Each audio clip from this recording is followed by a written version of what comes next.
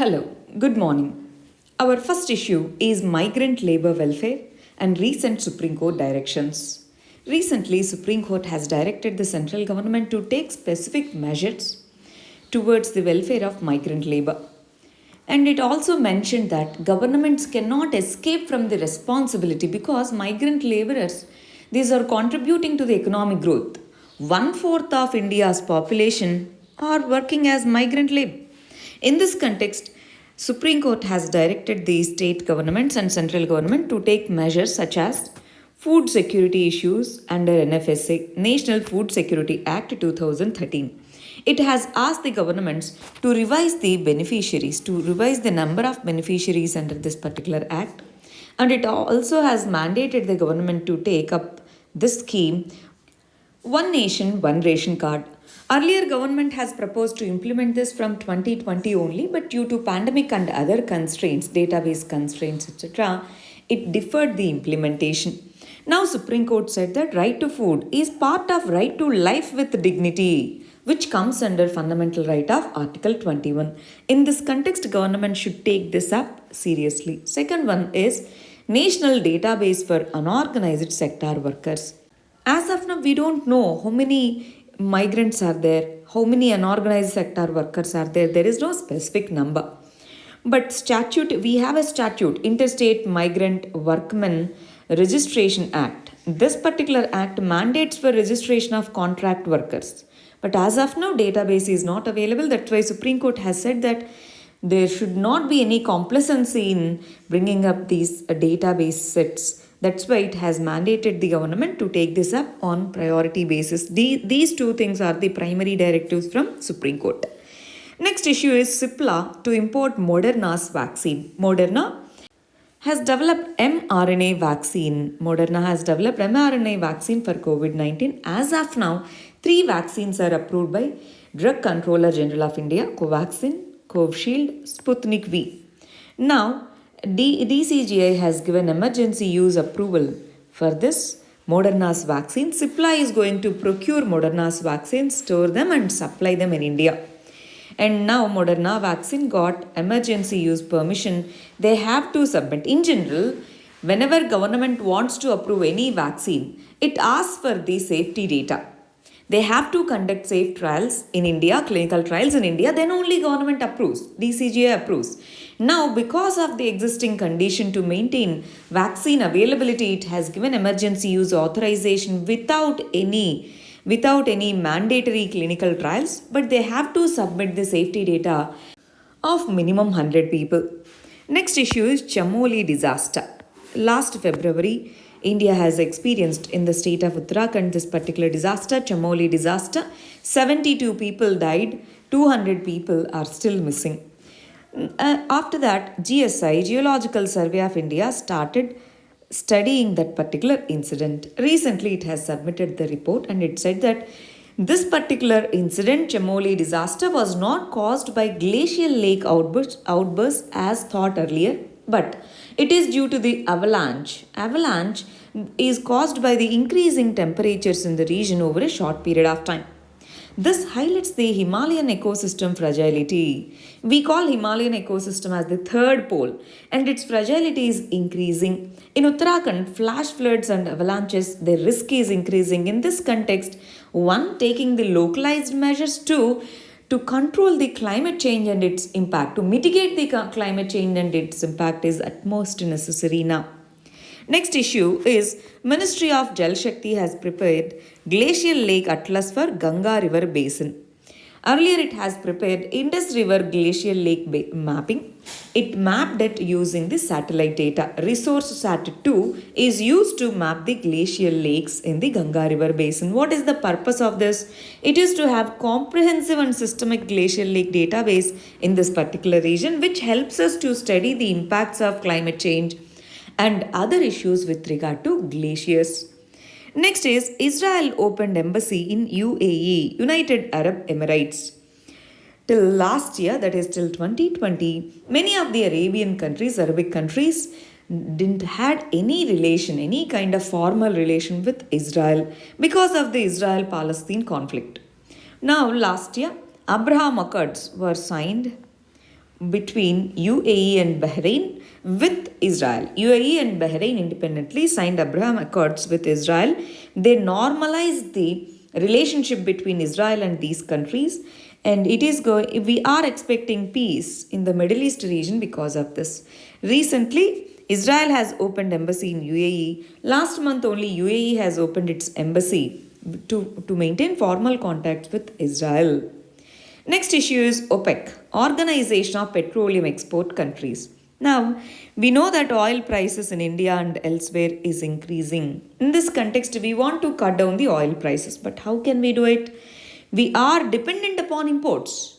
We are importing crude oil on a large scale. In this context, OPEC and OPEC plus grouping, these have cut down the supplies. Why? If they cut down the supplies, price and demand increases. That will make them to gain more money. But what about the countries that are importing? That's why in the recent meeting, Indian Petroleum Minister has said that we have adverse impacts on the especially countries like India because of the supply cuts by OPEC. If you are not revising this policy, we are going to look for alternative sources like Iran. USA is going to lift sanctions on Iran. We might shift to cheap providers like cheap oil import export countries like Iran. That's the thing that we have mentioned. Next issue is monetization of oil assets. It was proposed in budget 2021 and 22. What is the issue? We have many companies, oil extract and drilling companies, supply companies, etc., especially PSUs.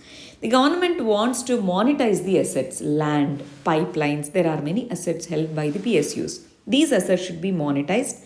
That money should be used for capital expenditure. This capital expenditure is going to generate the employment and revive the economic growth. That's why it has requested these companies, PSUs, to go for asset monetization as quick as possible.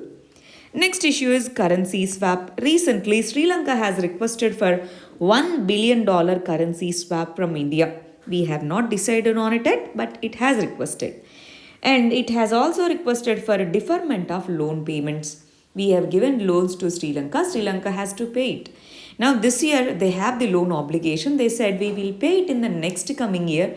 So, give us the deferment for this year. On this also, we haven't decided. And Sri Lanka has requested for 400 million swap under SARC facility. SARC countries, 8 nations, India, Sri Lanka are both members. Under SARC facility, it has requested for $400 million swap. This is going to be granted. These two, though these are technical issues decided by the RBI, but they have political connotations. That's why political leaders, that is Prime Minister, Cabinet, they'll have the major role in deciding these two issues. As we know, Sri Lanka is more dependent upon China now for its funding. And it is requesting India also because of the disruption in its forex markets, especially due to COVID-19. The major economic activity in Sri Lanka is tourism, forex activities, tourism. That got affected now, so they are facing forex issues. Next, let us understand the editorials. First one is combating terror. Recently, drone attack on Indian Air Force base station. This was highlighted. There are moral and political questions with regard to use of technologies such as unmanned aerial vehicles, autonomous weapon systems, robotic soldiers. In warfare and policing, we want to use these technologies and we are already using some of these. What about the moral issues? What about the political questions? Can we pinpoint, let's say if a drone comes and drops a bomb, can we pinpoint who has done this? That has become a difficult task now. If you observe, last few years, Houthi rebels have attacked Saudi's Aramco. On Venezuelan president, there was an attack. So likewise, drone attacks are increasing. In this context, earlier, passenger planes and hijacking them, that was the trend. Now it changed. In this context, what is the solution? We should have international cooperation. ICT tools, drone technology is ICT tool. ICT tools are used for terrorism. In this context, it might increase the mistrust. This should be bridged. ICT tools and their safer usage should be promoted at the international level. Next issue is Cinematograph Act 1952 and proposed amendments. Censorship during turbulent times in India and elsewhere has has curtailed the rights of citizens. Some movies, these are expression of freedom of speech and expression. Recently, draft Cinematograph Act bill was proposed. In this major provision is government can rectify the film, that is propose the changes in the film even after the certification of Central Board of Film Certification. And government said it is a reasonable restriction of freedom of speech and expression. So fundamental rights are not absolute. So that's why we have this particular restriction. But others criticize that this is going to curtail the independence and freedom of or creativity of the filmmakers. Next issue is UAPA and its misuse. Recently, High Court has granted bail to one of the students under UAPA Act. It has said that arbitrary arrest of citizens under UAPA is violation of fundamental rights. There is no clear definition of terrorism. In this particular case, under UAPA, terrorism and other acts, under these two provisions, they are arrested. So there is no clear definition of what constitutes terrorism. In general, this UAPA in many cases is used to restrict the grant of bail to many of the people. In this context, what should be the solution? To use these black laws such as UAPA, National Security Act cautiously. Under Kartar Singh case, Supreme Court has held that disturbance to public order is not an act of terrorism. This should be kept in mind when police arrest and file a case under UAPA. Next issue is anti-torture vision. So torture has become a norm in the police community to extract the truth. But Mendes anti-torture vision says that scientific investigation, institutional protections, these should be the need of the hour. Otherwise, this torture, if it becomes a norm, it violates the right to life. In this context, it is said that India is not honoring this. Plus, India is not signed and ratified UN Convention Against Torture also. Torture need to be seen from the evolving perspective. We have so many innovations. They should be used to extract the truth. Next issue is QS university rankings and their vision. Many university rankings, QS universities, etc. They are focusing morely on how many research papers are published. What are the citations that they have gone for?